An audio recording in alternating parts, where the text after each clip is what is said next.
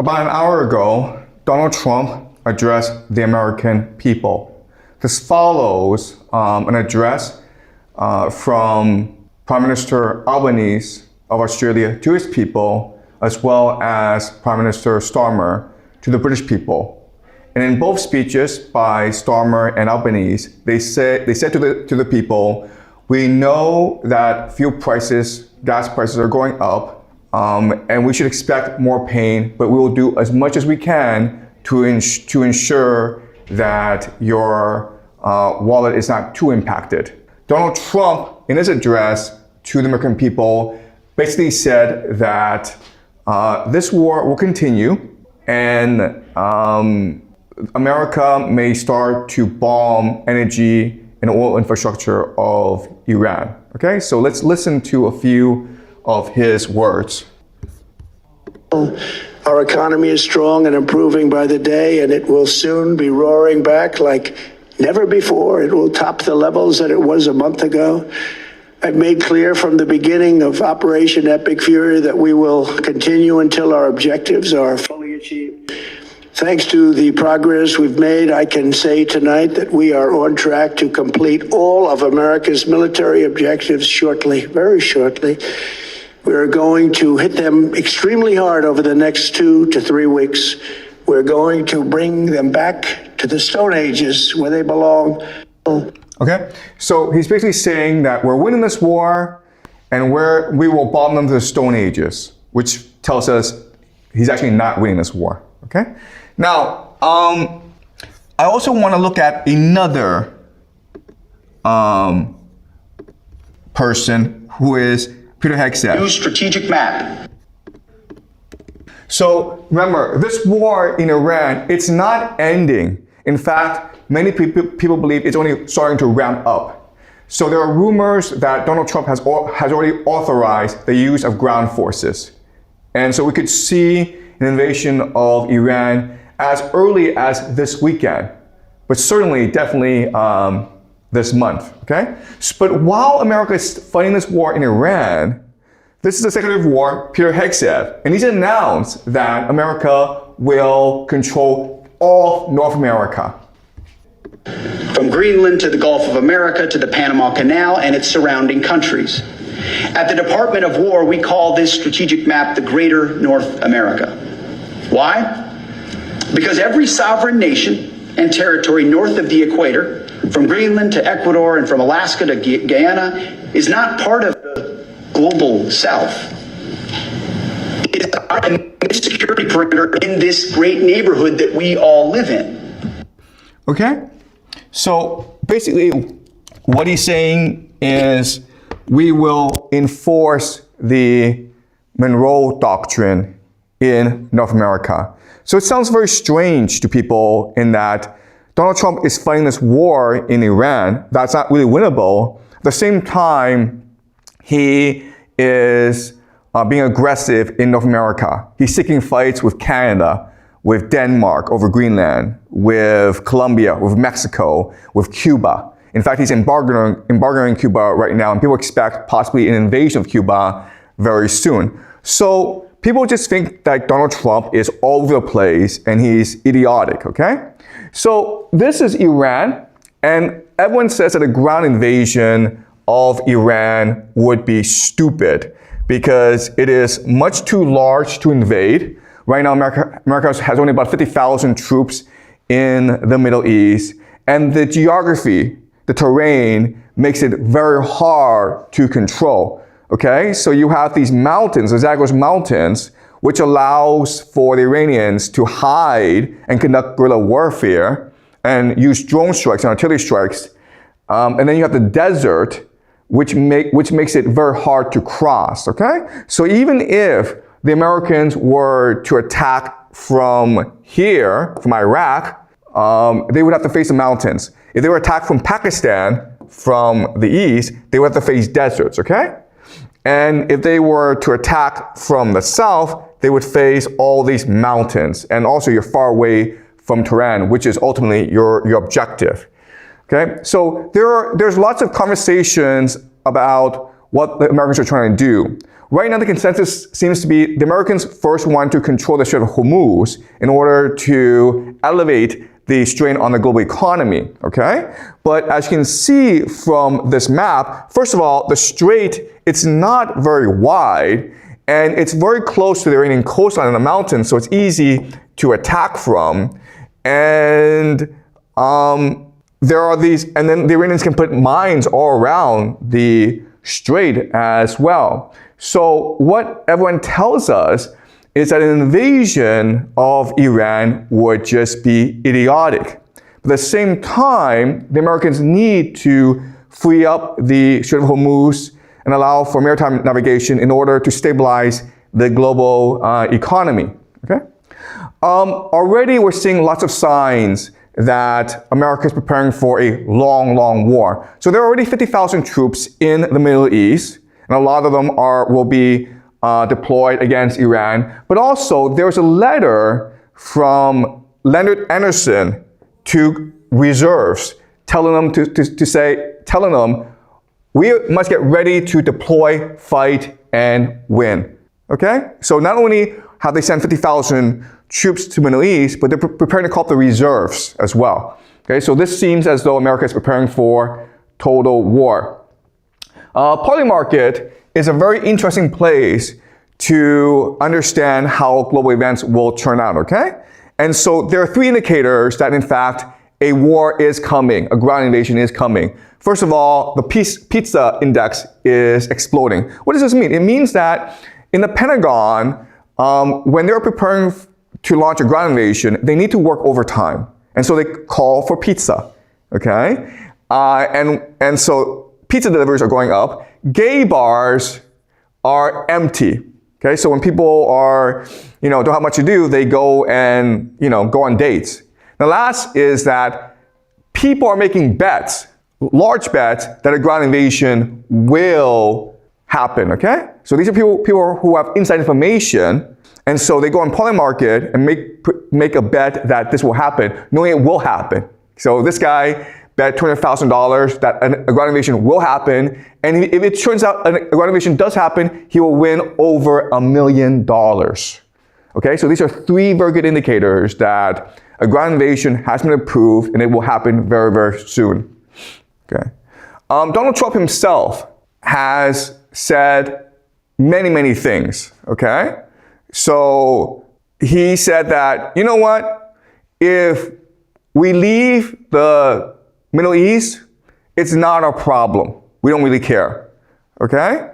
And he also says that, hey, NATO, it's your responsibility to open the Strait of Hormuz because we told you so and because you need the oil. And of course, NATO is angry at Donald Trump because previously, Donald Trump threatened to take over Greenland, okay? So everyone thinks Donald Trump is just a moron. He doesn't plan ahead because before this war in Iran, where he needs the help of NATO, he was pissing off NATO by trying to take over Greenland. So Donald Trump is over the place. He's just a moron, right? But let's just assume, okay, that the ground invasion goes ahead. What will happen? Well, as I predicted before, if a ground invasion were to go ahead, first of all, America would lose this war, because a ground invasion would fail, and the Iranians are fully prepared for a ground invasion. Second of all, if America loses war, the American empire would die because we'd be forced out of the Middle East. They would lose the petrodollar and the US dollar as a global reserve currency. And the third thing is the global economy would collapse. So clearly, Donald Trump is the worst president in human history. And he's a complete buffoon, right? Okay. But let's put our thinking caps on. Okay, let's use game theory and say, but what if, for some strange reason, Donald Trump wants to lose his war in Iran? What if he wants the American empire to collapse? What if Donald Trump wants to destroy the global economy? Then he'd be a genius, right? Right? He's a moron because he's going to destroy the American empire, but if he actually wants to destroy the American empire, then the man is the greatest American president ever, okay? Okay, so we're gonna have a fun class today, and we're gonna make the argument that in fact, Donald Trump is a genius. That in fact, all this chaos is purposeful. That there's actually a plan behind all this, okay? That's the argument I want to make to you today. Okay, so what is the plan? What is going on here? All right, so first thing to notice is that the world gets 20%, okay? 20% of its oil from the Middle East, okay? Primarily going to East Asia. So India gets about 6% of its oil from the Middle East. Japan gets 75% of its oil from the Middle East. So East Asia is heavily dependent on Middle East oil, okay? But as you can see, it also goes to Europe as well. And then also to the United States. All right, so the world is dependent on the GCC oil. If this war continues, if ground forces are used, then all the oil from the Middle East collapses. And JP Morgan has come out and said that by mid-April, the world will run out of oil. Okay? So this is a disaster for the world. But it's just much more than energy needs, okay? So because Iran is constraining movement in the Strait of Hormuz, we're seeing 7 major shortages. Okay, so yes, we know oil and LNG are being stopped. Okay, but actually the problem is much worse because look at phosphate, ammonium, sulfur, urea. This is food production. Okay, primarily used for fertilizers. In other words, if this war persists, not only will countries run out of energy, they'll also run out of food, okay? Also, look at this. Helium and sulfur are used for what? They're used for semiconductors, the production of semiconductors. You use helium and sulfuric acid in the production of semiconductors, which leads to AI, okay? So, in other words, this war in the Middle East, it's impacting everything in the modern economy, okay? If this war continues, the global economy could collapse. But again, we're making the assumption that Donald Trump is a genius, and this is all part of his big plan, okay? So what is his plan? All right, so, okay, we know that there's a lot of oil in the Middle East, okay? But, you know, oil is not as rare as people think it is. There's also a lot of oil in Canada. Venezuela has the world's largest oil reserves, okay? Russia also has a lot of oil. So in other words, if the Strait of Hormuz is closed, if this war in the GCC continues, it doesn't mean the world no longer has oil. All it means is the world is now much more dependent on North America and Russia for oil. And so the global economy now shifts over to North America and to Russia, okay? So in other words, the United States starts a stupid war in the GCC in the Middle East. It can't possibly win, but it still benefits because now the world is much more dependent on North America, okay? Why is Venezuela important? Because America just took over Venezuela in January, okay? And look, Canada has a lot of oil, and Trump is threatening to take over Canada, okay? So now let's look at who needs the oil. Well, this map tells you that if you're in the red, you consume more oil than you export. And who are these countries? Well, they're Europe, okay? And they are East Asia, as well as Australia, okay? So, yes, I understand Donald Trump's an idiot. Yes, I understand that he's going to lose this war in the Middle East. Yes, I understand he's going to destroy the global economy, but for some strange reason, he benefits, and the United States benefits. Because now, Europe and China, Japan, Australia, They're much more dependent on North America for resources, for food, for energy, okay? All right, food, okay? So nitrogen is important for fertilizers, okay? You need nitrogen for fertilizers. And as you can, and what this map tells you is that if you are in the blue or the light blue, it means you produce more nitrogen than you need, so you export it. If you are not in the blue, then you're kind of screwed, okay? So basically, this area especially, this area, okay? Europe, as some parts of Europe, okay? So now they need more nitrogen. And again, before they were getting a lot of nitrogen, ammonia, from the Middle East. And now, where are they forced to get the nitrogen? From here and from here, okay?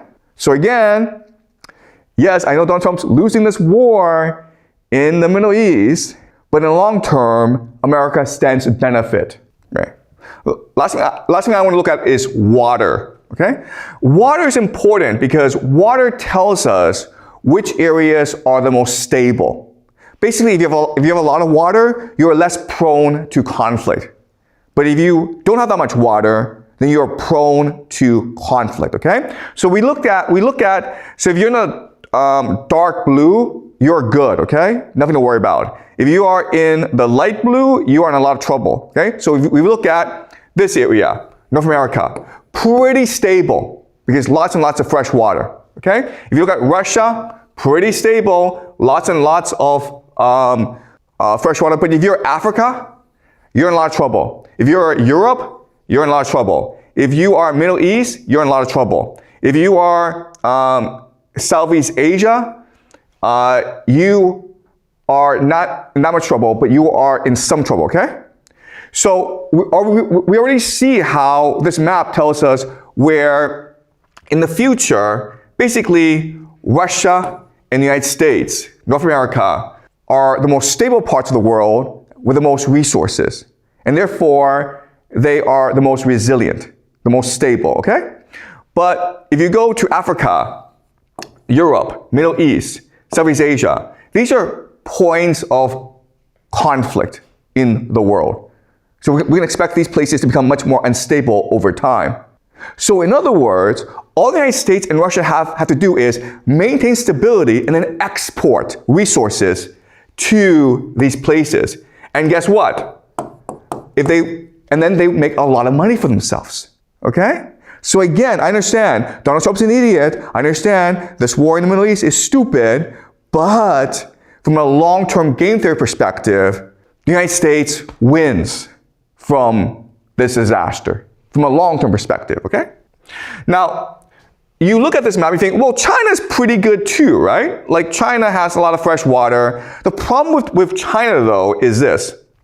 China sits on a lot of fresh water that Southeast Asia and India depends on, okay? So a lot of water is in the Tibetan Plateau. It flows downstream into India and in Southeast Asia. If there were a drought, using game theory, we can suspect that China might want to keep the water for itself, right?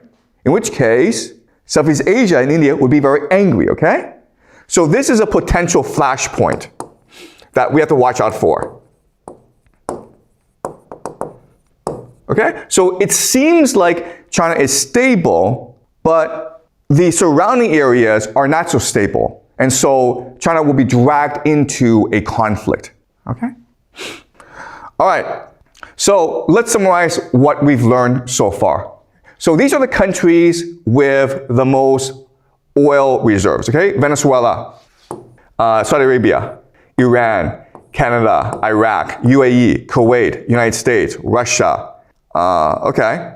All right. Now what's interesting about this is this. This war in the Middle East is going to knock out the oil production of Saudi Arabia, of Iran, of Iraq, of UAE, of Kuwait. Which leaves what? Which leaves, Venezuela, Canada, and the United States, okay? North America, and Russia. Okay? Now, then let's look at who has to buy oil. All right? Let's look at who buys oil. Well, the United States consumes a lot of oil, but again, it has its own supply of oil. China needs to import a lot of its oil needs, okay? So China imports about 75% of its oil needs. India, Russia, Saudi Arabia, Brazil, Japan, South Korea, okay? Germany, all right? So China, India, Japan, South Korea imports a lot of oil. And where does it get its oil from? The Middle East, right?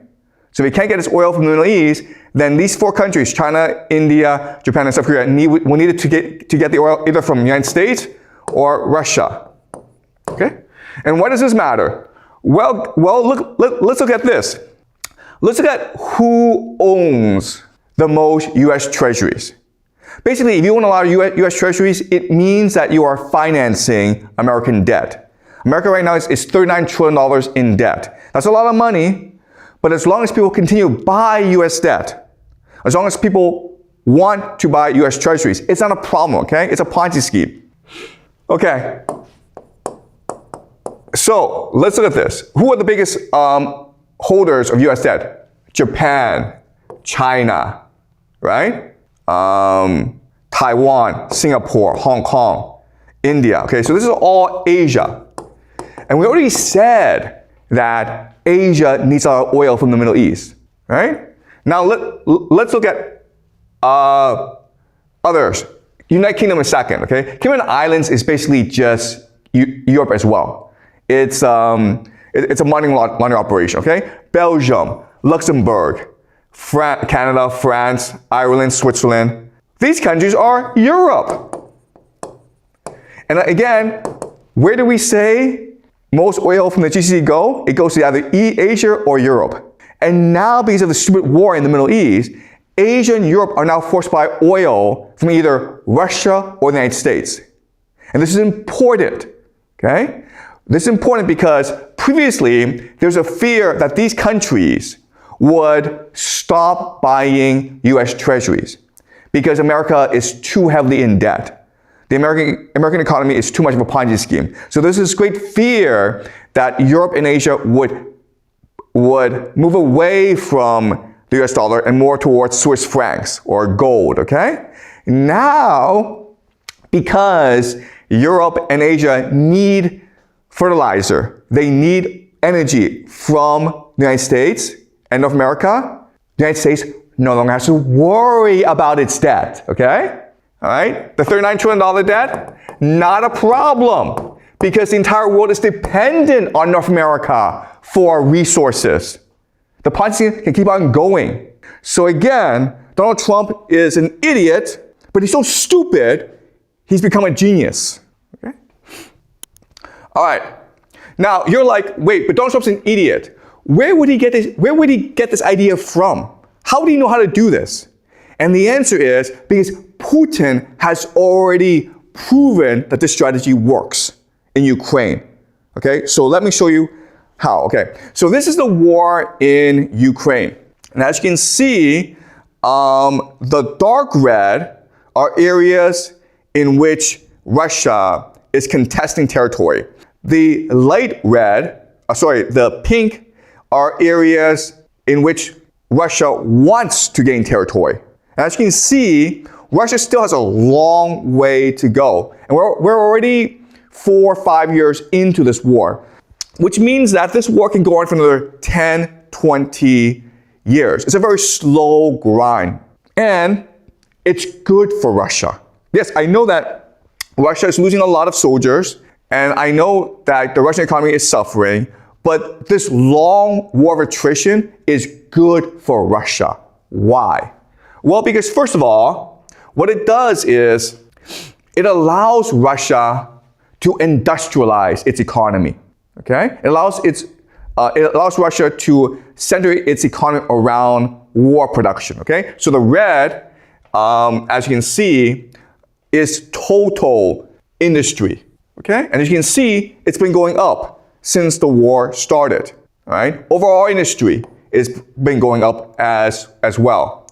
Unfortunately, industries that are not dominated by the military, that have no war purpose, it's actually going down, okay? So it seems as though the entire Russian economy is being restructured for total war, for a long war. And that is the purpose, that is the goal. Okay, so again, the pink are military industries. The blue are civilian industries. And as you can see, the pink completely dominate the blue. And the trend is increasing, meaning it is possible in 4 or 5 years' time, Russia is primarily a war economy, industrializing to produce war weapons, okay, munitions. Specifically, drones, okay? These are drones, all right? So, before, at the beginning of the war, Russia was dependent on Iran for drones, okay? But then, what happened over time is that Russia started to have its own domestic production, okay? So imports from Iran have stayed constant, and then domestic production has gone way up, which tells us that the Russian economy is industrializing for the production of drones. And Russia is preparing to fight a long, long war. Now, not only can Russia produce its own drones for the war, but it can also export its drones to Iran to fight against the Americans, okay? And so you're like, wait a minute here. So Russia is switching its entire economy to war production, which means that Russia will always fight wars. Is that what Russia is planning? And the answer is yes, it is, okay? And so let me explain why Russia is planning this. This is something called the Third Rome Plan, okay? And this comes from the 1996 book, Foundations of Geopolitics, okay? By Alexander Dugin, who I think is one of the smartest geopolitical thinkers alive today, okay? And his argument is this. His argument is this unipolar moment of American dominance, it's going to fade away because it's too much focus on secularism, individualism, liberalism. And these ideas break apart community. These ideas are anti-human. So eventually, Western society, Western civilization will collapse because its values are abhorrent. And when it collapses, this gives opportunity for Moscow to become the third Rome, okay? We'll talk more about this in the future. But what's brilliant about Dugin is he recognizes that when the world collapses, all Russia has to do is stay stable and resilient. As long as it stays together, unified, cohesive, it'll be fine, okay? Because as this global order collapses, as the global economy collapses, every other society will face eternal collapse, such as the United States, okay? So he predicts civil war in the United States as left and right go to war against each other, okay? He predicts collapse of China. He predicts collapse of the Middle East. He predicts collapse of Europe, okay? So all these places are collapsing. Basically, if you are the main pillar of the global economy, you are much more susceptible to collapse than if you are not, okay? So what Dugin says is this, okay, all right. So the strategy is, first of all, Russia needs to stay coherent. It needs to defend its territory. It needs to unify its people through nationalism, through religion, okay, through faith. And then what Russia needs to do is figure out allies that would support the Russian outlook. And these allies could include Japan, okay, Vietnam, India, Iran, okay? And then by combining their forces, they become a trading bloc onto themselves. This is an age of nuclear weapons. You don't want to go to war against each other. But this is also an age of collapse. So as long as you're able to stay coherent, as long as you're able to defend your borders, then you'll come out ahead, okay? So that's the idea of moving towards war, because war has a power to unify the imagination and the beliefs of the people in your nation.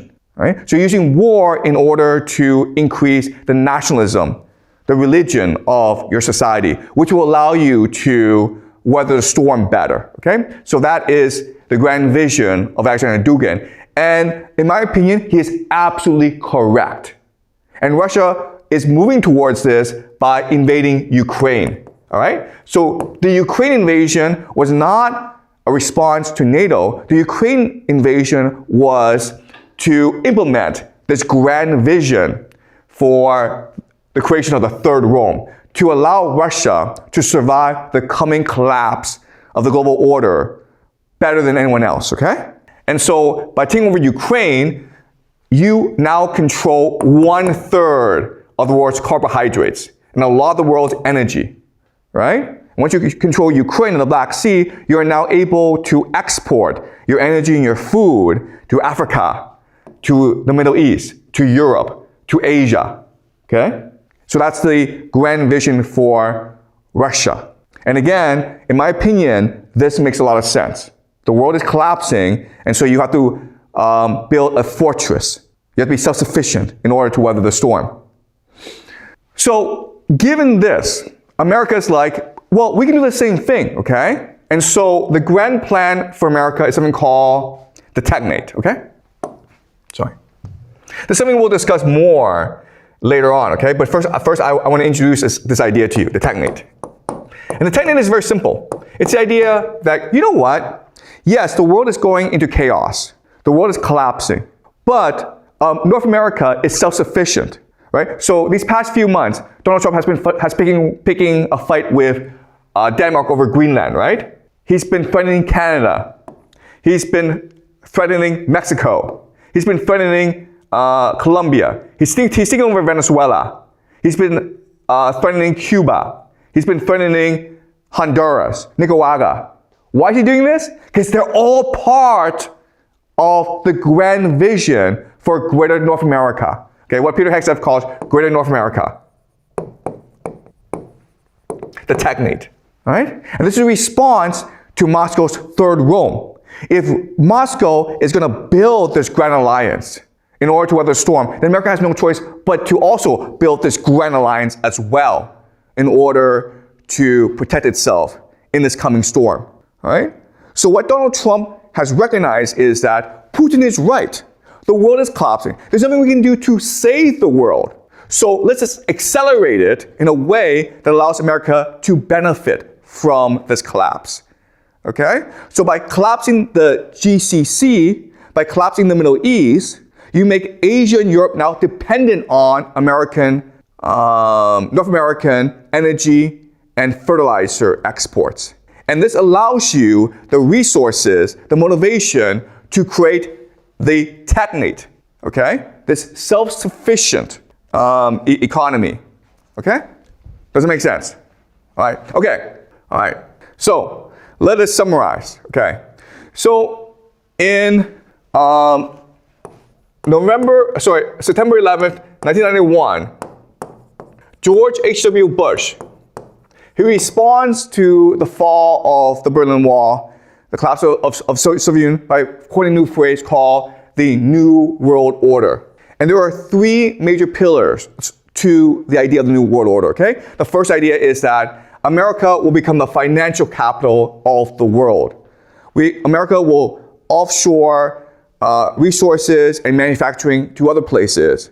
And then America will focus primarily on finance, making Wall Street the center of the world, okay? The other idea is the idea of secular multiculturalism.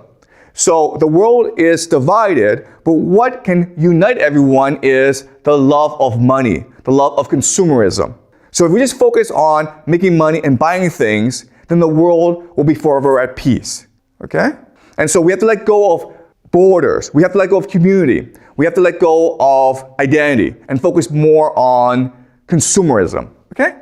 And the last idea is global domination, where in order for global trade to happen, America will provide security for all. No one has to fight it anymore because America will guarantee global peace. If anyone rises to challenge this order, Pax Americana, then America will go destroy it.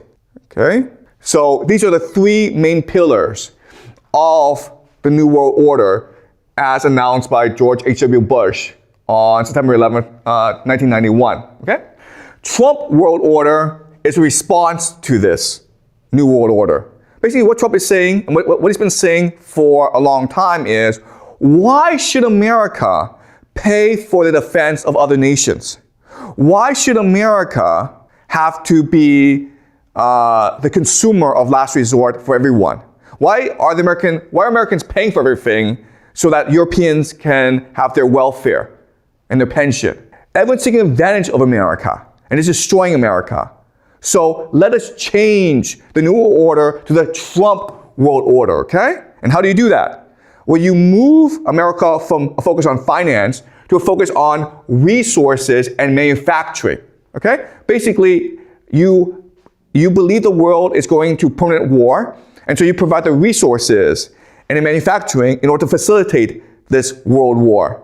Meanwhile, America has become Fortress of America. It can hide behind its fortress, continental fortress, and it's protected by two oceans, right? Okay?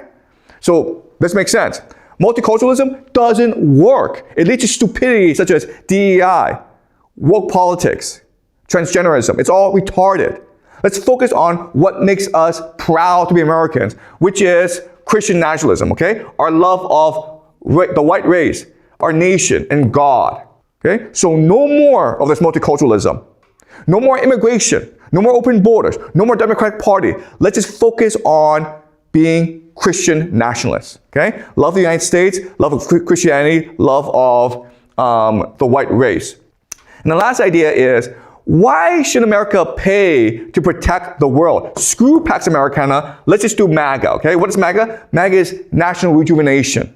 Let's make America great again by rebuilding America's manufacturing industry, by exploiting the infinite resources that God has given America in order to make sure every American has a decent life, okay? All right? So again, I understand Trump is an idiot. Trump has launched America into this stupid war in the Middle East. Trump has pissed off NATO. Trump has pissed off all of America's allies. So he's a retard. But if the goal was to destroy the American empire, destroy the global economy, and rebuild America for the benefit of Americans, then Trump is a genius. And he may go down in history as America's greatest president. Okay? All right. Any questions? Yeah. So my first question is, you mentioned that the Donald Trump or like Putin, they think that the world, like the whole system will collapse, inevitable. But like why? Like if this Ukraine war doesn't happen, or if this Iran war won't happen, how will the world economy collapse? Like. Okay, that's a really good question, okay? So, both Putin and Trump know that the world will collapse. And the question is, how do they know this? And the answer is because it's so obvious, okay? So, for the longest time, America started, what America did was, it basically, after World War II, it lent money to Europe and Japan so that Europe and Japan can buy manufactured goods from America, okay? And this is good for America because it created a lot of jobs and Americans were productive. But then over time, Americans became very lazy. And so they made the Europeans and the Japanese do the work, specifically Germany. And then America started to be the consumer, okay? So then America started to spend more money than it made, okay? Before, it made more money than it spent and lent this money to Europe and Japan. But then over time, this reversed itself, okay? And then what happened was that America started to shift its manufacturing to China. And so China is like, let me do all the work for you, America, and I'll do it for really cheaply, and I'll borrow money from you. Sorry, I'll lend you the money to do it, okay? So what's happening is that America is becoming lazy, in debt, and corrupt. Okay? Because the entire world was basically working for America for very little money. So America didn't really have to work. And this led to massive inequality in America, which led to political corruption, which led to an oligarchy, okay? So don't think of America as a democracy, think of it as an oligarchy. And so when that happens, when only a few people benefit from the system, then the American people get really pissed. And so they elected Donald Trump, okay? And why did Donald Trump get elected? Because he understood intuitively this system does not work. It cannot hold. It cannot be stable for too long. It's going to collapse eventually, okay? The question then is, when will it collapse and who will benefit from the collapse? And Donald Trump's like, okay, then let's control the collapse so that my friends and I can benefit the most from this collapse, okay? And Donald Trump has two sets of friends. The first are the Christians, okay? Christian evangelicals, basically the fanatics who support Israel, as well as the AI, Silicon Valley. All right?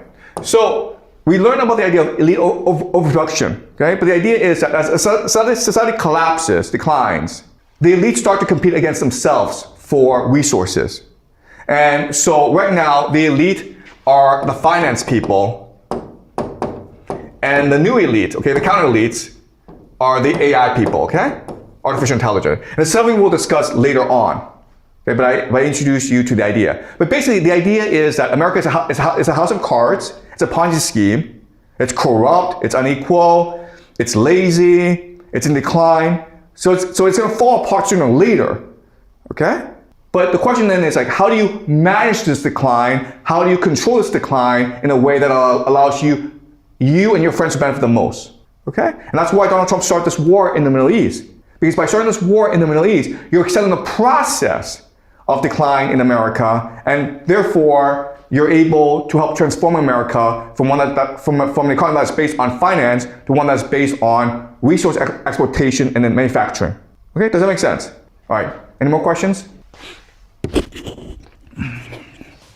So I have one last question about the explanations of this war. Like before, we explained it in a religious perspectives, and how does this explanation connect to the explanation today? Okay, all right, yeah, that's a really good question. Okay, so the thing to understand about war is that there are different factors at play.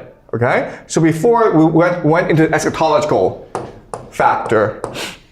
All right, now explain to you the geopolitical or the economic, okay? But there's also the historical or hubris, right? And what you need to recognize about history is that often all three things converge together, okay? Because what is religion? Religion is a memory, a long-lost memory of our ancient past, told through myths and stories. So there's truth to religion because it's basing a lot of its ideas through personal experience, through history, okay? From thousands of years ago, right? And geopolitics, economics drives historical forces. So another way of understanding this is that often all these different factors are aligned together. And it's something we'll discuss more later on, okay?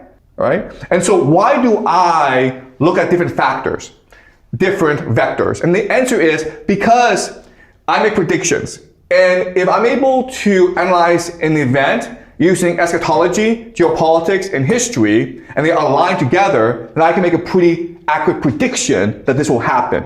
I don't know when it will happen. I may not know who the players are, but I'm pretty sure this event will happen. Okay? Does that make sense? Okay, great. All right.